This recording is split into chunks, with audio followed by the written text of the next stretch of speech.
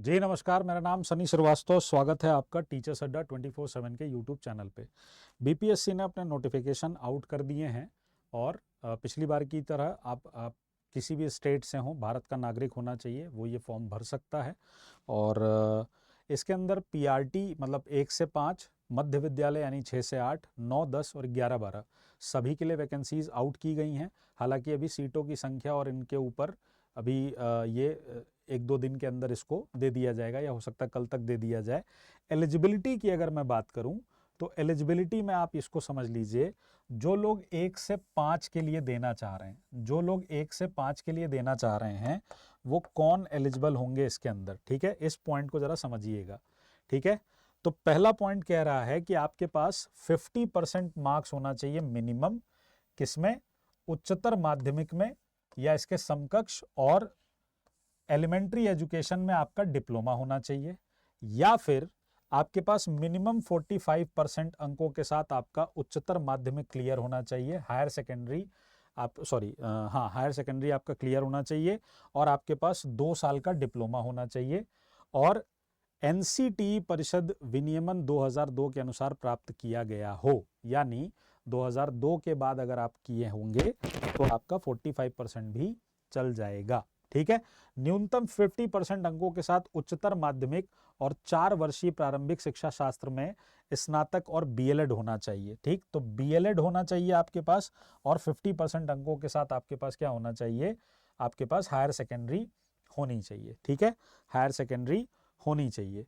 उसके अलावा इसमें कहा गया है 50% अंकों के साथ उच्चतर माध्यमिक अथवा इसके समकक्ष शिक्षा शास्त्र विशेष शिक्षा में 2 वर्षीय डिप्लोमा है तो भी आप अप्लाई कर सकते हैं। स्पेशल एजुकेशन से जिन्होंने किया होगा वो भी अप्लाई कर सकते हैं।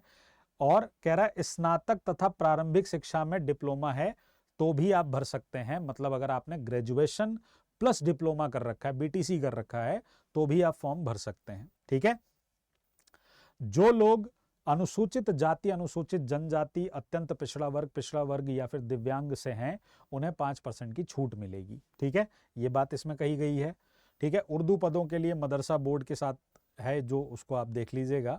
ठीक है, और यहां पर इंपॉर्टेंट बात यह है कि जो 18 महीने का डीएलएड है वो मान्य नहीं होगा। ये बात इसमें कही गई है कि वो मान्य नहीं होगा। ठीक, जो रिजल्ट, जो केस का डिसीजन आया था उस डिसीजन के अकॉर्डिंग।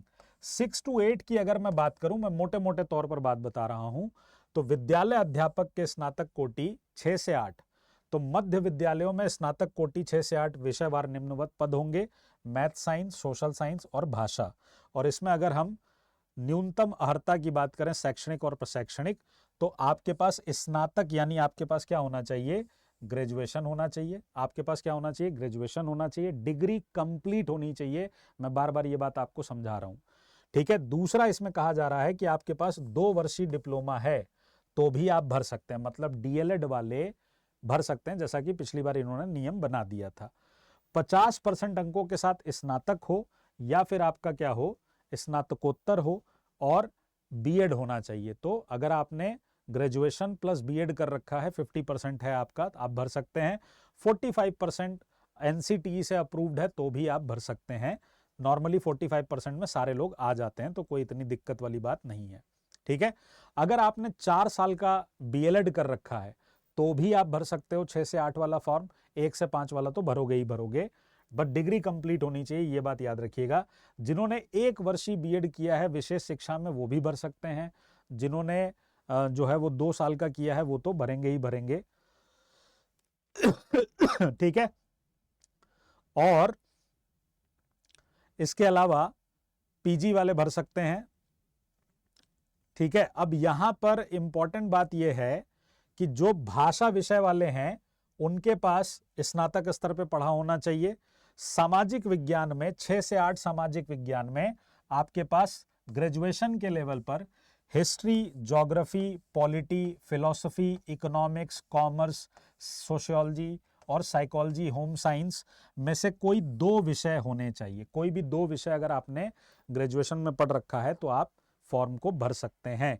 6 से 8 गणित और विज्ञान के लिए ग्रेजुएशन लेवल पर आपने मैथ पढ़ा हो, स्टैट्स पढ़ा हो, फिजिक्स पढ़ा हो, केमिस्ट्री पढ़ा हो और बायो पढ़ा हो, तो इसमें से कोई भी 2 आपने पढ़ा है तो आप फॉर्म भर सकते हैं।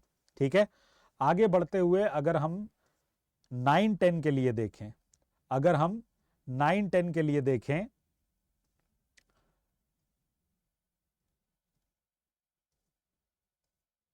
तो 9-10 में आपके पास ग्रेजुएशन होना चाहिए और ग्रेजुएशन के लिए, ग्रेजुएशन के साथ आपका बीएड होना चाहिए और एस्टेट क्लियर होना चाहिए। 1 से 5 वाले फॉर्म में आपका सीटेट या बिहार टेट क्लियर हो, पेपर 1 उसका। 6 से 8 वालों के लिए सीटेट पेपर 2 क्लियर हो या फिर बिहार टेट क्लियर हो। अपियरिंग वालों को मान्यता नहीं दी गई है इस बीपीएससी टीआरई 3.0 में, ना ही एस्टेट वालों को मान्यता दी गई है। ठीक है,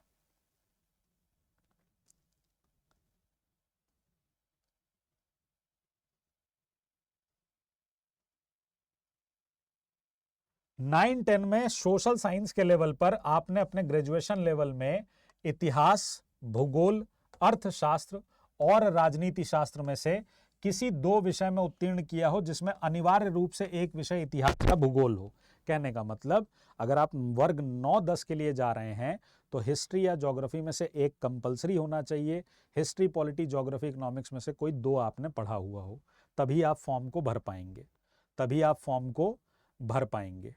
ठीक है, और दूसरा यहां पे कह रहा है कि सामाजिक विज्ञान विषय विद्यालय के अध्यापकों के लिए जब आप पेपर देंगे तो भूगोल, अर्थशास्त्र, राजनीति शास्त्र और इतिहास में से कोई 2 विषय, जिसमें से एक विषय इतिहास या भूगोल अनिवार्य है, इसका चयन आप परीक्षा में कर सकते हैं। ये बात मैंने नोटिफिकेशन में भी बताई थी। भाषा वालों का ऑनर्स या सब्सिडरी होना चाहिए तो आप वो फॉर्म भर सकते हैं।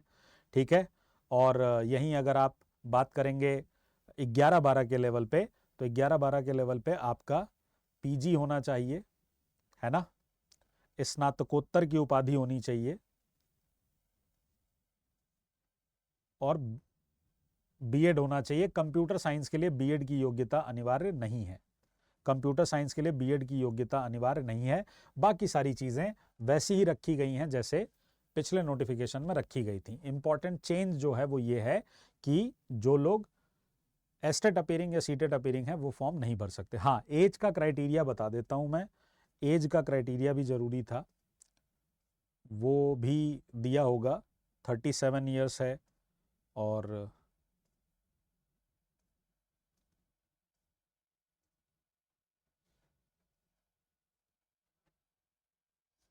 कहाँ गया यार,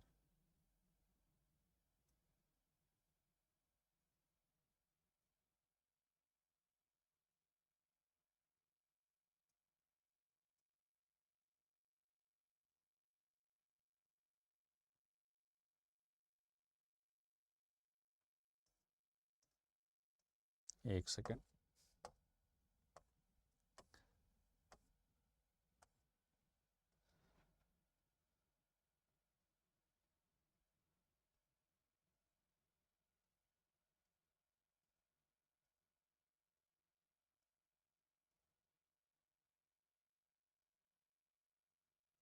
हाँ ये देखिएगा, ये एज के लिए दिया हुआ है।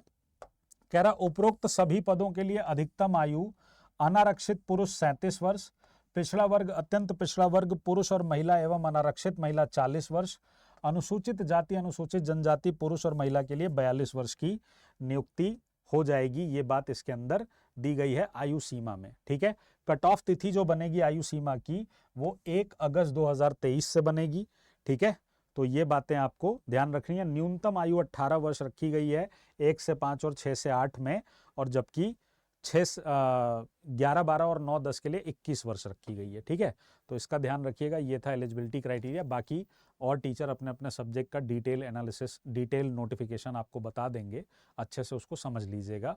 फॉर्म जो है वो 10 तारीख से भरे जाएंगे, तो फॉर्म भर के तैयारी में लग जाइए। ठीक, ध्यान रखिएगा अपना। जय हिंद, जय भारत, नमस्कार।